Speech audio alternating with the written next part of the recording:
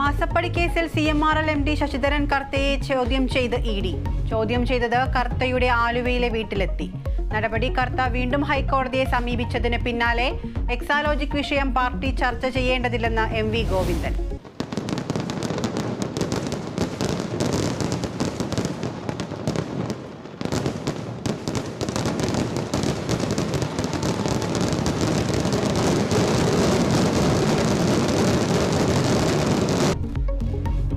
പൂരനഗരിയിൽ വിസ്മയം തീർത്ത് സാമ്പിൾ വെടിക്കെട്ട്. മാനത്ത് വർണ്ണക്കാഴ്ചയൊരുക്കി പാറമേക്കാവും തിരുവമ്പാടിയും.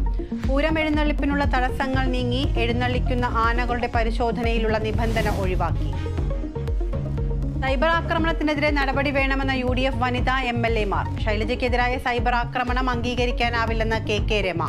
CPIM നടത്തുന്നത് സ്ത്രീ വിരുദ്ധ പ്രചാരണമെന്ന VD സതീശൻ. ശൈലജയ്ക്കെതിരായ സൈബർ ആക്രമണം നടത്തിയ ലീഗ് നേതാവിനെതിരെ കേസ്.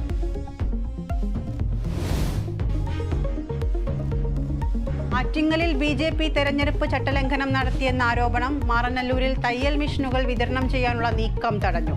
ചട്ടലംഘനമെന്ന തെരഞ്ഞെടുപ്പ് കമ്മീഷൻ. മിഷനുകൾ തിരിച്ചയച്ചു.